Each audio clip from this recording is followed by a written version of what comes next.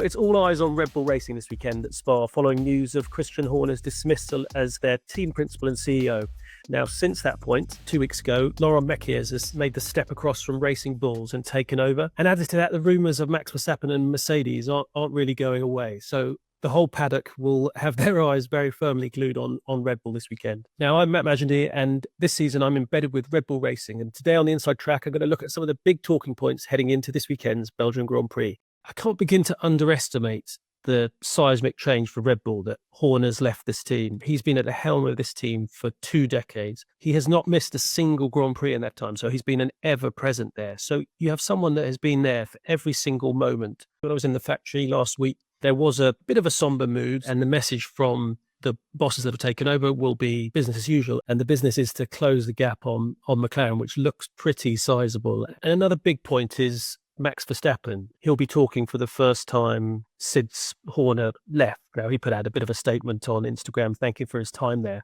But the reality is there are a lot of rumours, conjecture about what next for him. It seems a simple choice between either staying at Red Bull, going to Mercedes. There's the slight outlier of Aston Martin, which is still an option. People will still be talking, well, is this more likely for him to go now that Horner's left? Less likely, and something we've talked about a fair bit on the podcast. I've always been of the view that Verstappen will stay, but it just makes sense with a new season of regulations that he stays put for one more.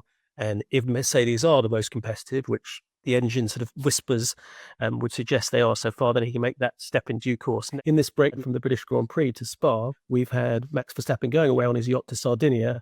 But lo and behold, who was also on their yacht in Sardinia, but Toto Wolff, the Mercedes boss. So everyone puts 2 and 2 together and comes up with 412. And one of our listeners has very well pointed out that if they're really going to have conversations, why do they not just have it in Monaco, where they're pretty much near neighbours there? The fact is there are talks going on between Mercedes and the Verstappen camp. I'm leaning towards Max staying put for another season, and let's see what happens in 2027. And he'll still have his pick of the best teams at that point.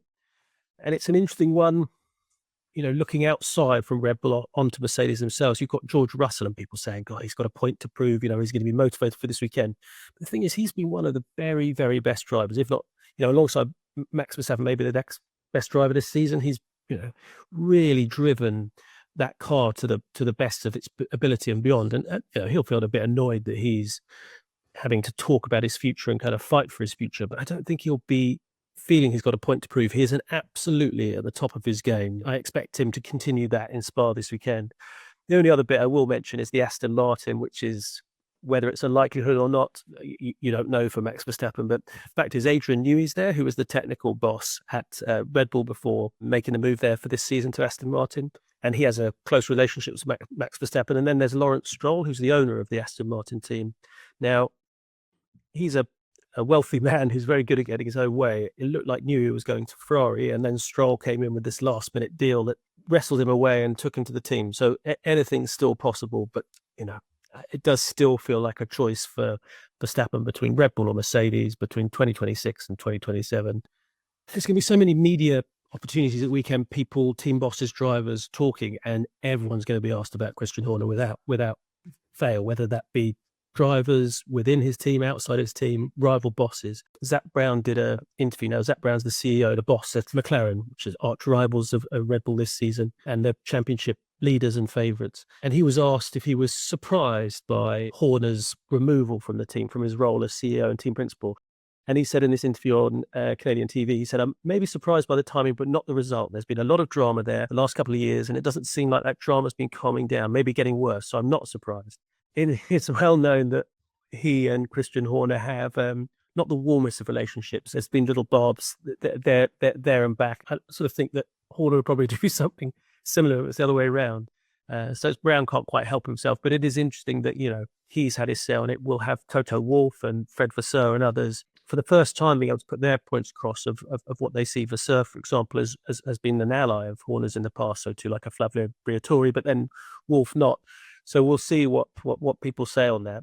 And it would be interesting to see, I guess, what people will be thinking about Laurent Mekies. Now, he has made quite a big jump from his position. So he was at Racing Bulls as their team principal. He had a CEO alongside him called Peter Bear, who's still there. And Laurent's made that jump across to Red Bull Racing to be both the CEO and the team principal. So that is an enormous, enormous job.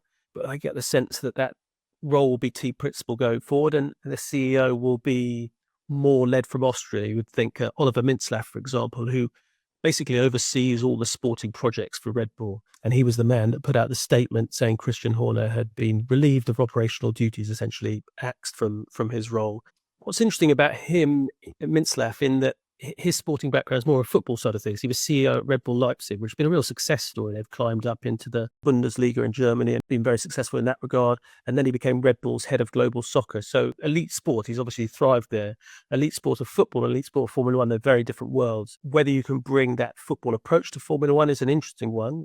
In football, we see it quite a lot in top flight teams that often the manager gets the sack. They think a change is the way to reinvigorate the team, to bring it forward and change things. So I don't know if Austria are bringing that football mentality in terms of sack the manager.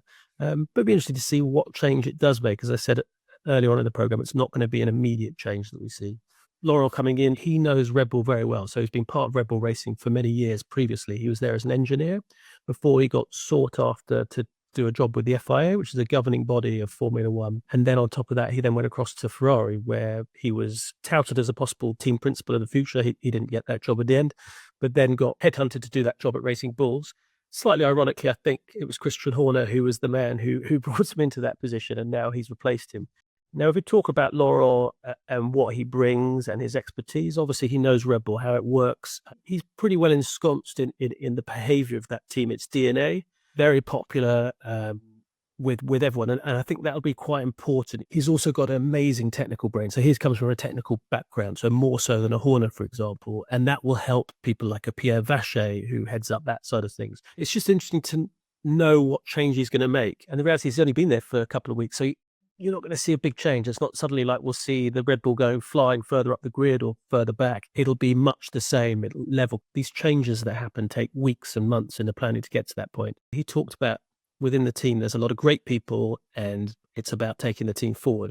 And again, I've talked about this earlier on, it's about closing the gap on McLaren. That is what they have to do for 2025. The only interesting point is, will he be thinking as a successor more about 2026? Does he think 25 has gone and the focus should be more on next year's car? And that'll be an interesting one, and we'll see how that plays out in the ensuing weeks. Now, we know we've talked a lot about Max Verstappen and what his future is, but you've got to think about the number 2 driver there as well, and Yuki Tsunoda. Almost from the moment he took over from Liam Lawson of, how long would he stay there if he didn't show his worth? And he really has struggled. He's had some difficult races. Things haven't happened as they'd hoped. The team's ambition was for him to consistently be in the points, not necessarily up at Max's level because he's the greatest driver on the grid currently, but to be able to score points consistently, and that hasn't happened. Some people are saying he's going to be sacked during this season and someone will replace him, or that he'll be sacked at the end of the year. Now, I don't see an in-season sacking happen remotely. Honda, the engine supplier, and heavily involved in Yuki coming across. And the Honda boss has spoken, had reassurance from the team that Yuki will be there for the duration of the season. The question in 2026 is another matter. And he's got a lot of races still. We're halfway through the season, got a lot of races still to prove himself, but he has to do that because there are others breathing down his neck. A good example within the Red Bull stable is Isaac Hadjar, who's been very impressive, the most impressive rookie on the grid. And a lot of people are thinking he'll make the step across to the bigger team and that Arvid Lindblad will rise up and join perhaps Liam Lawson or someone else at Racing Bulls. I guess the other option is for Red Bull, they actually go for someone more experienced. It's clear that a lot of the younger drivers with less experience have really struggled with the handling of what can be a difficult car. You have someone with greater experience. That's going to help with the handling of the car, but also the direction the car goes in. It's still early days. We haven't had the summer break. This season goes on until just before Christmas, and inevitably the rumour will keep on going on about this. And as for Yuki, he's I know he's been away in Mallorca since Silverstone for part of it as well. Not exactly a holiday and taking it easy, but actually working very hard. And I've heard from the team that he's fighting fit, physically feeling good, mentally feeling good, because I think that confidence has taken a dent with a couple of tricky races there. I've said it on the podcast before, and Rick Edwards, my co-host, gives me a hard time as a Yuki apologist, but I do feel that he'll still come good. He is a quick driver. He showed at Racing Bulls what he was able to do. He was a strong leader there, but he really does need a chance to show that. We've got 2 races for the summer break. We've got Spa, then Hungary, and he really needs to shine in one or probably both of those to lay down a marker, to ease the pressure, to build up his confidence going into that summer break. And also, he hasn't had quite the upgrades of Max on the car. I believe there's a new front wing coming on Yuki's car for this race, and there's other changes coming. It'd be interesting to see how much of a difference that makes. Will that make a 10th, 2/10, something as big as that? We'll get the first chance to have a look at that on the timesheets in first practice on Friday morning.